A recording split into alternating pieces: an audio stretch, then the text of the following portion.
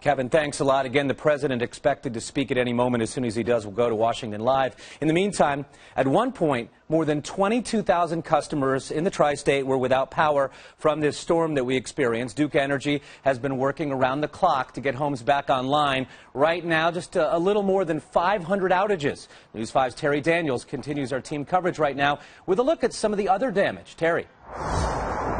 Well, Mike, you talk about the whipping winds. They're still out here. It's also chilly. Some slick roads, the order of the day.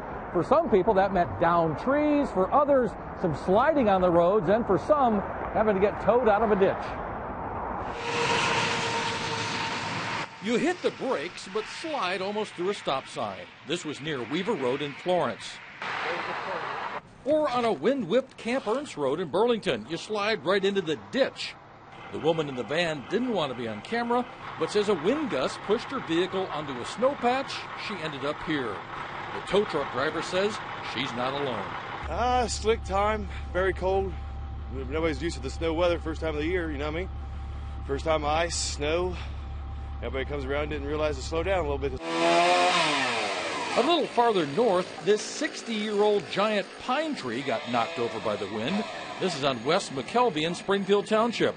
And Matt Barrow and some friends were off school, busy trying to clean up the mess. So I was actually sitting right in the chair in the front window here, and all of a sudden I was looking across the street, and I heard a big cracking noise, and all of a sudden this big pine tree just came sliding past the house.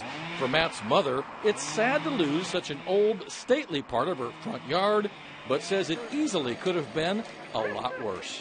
It did not take any part of the house. The cars both sustained some damage, but other than that, we're really blessed that it didn't do anything worse than that.